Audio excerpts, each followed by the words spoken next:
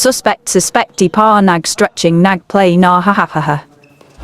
Hello mga kabadminton, so for today's vlog, ayan, magpapapawis tayo dahil nag-aya si Darren na maglaro ngayon.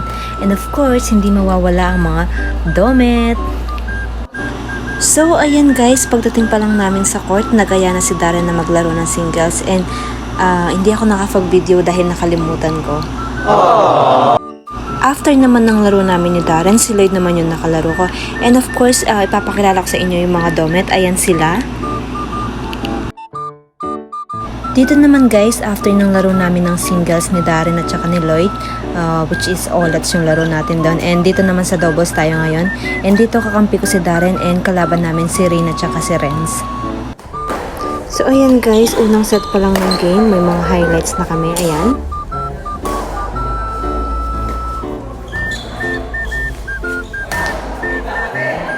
So ayan guys, sa unang set pa lang ng laro namin, nag-enjoy kaming lahat and dito sa first set ng game namin, nanalo kami ni Darren.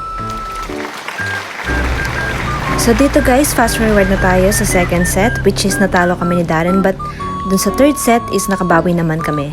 Kaya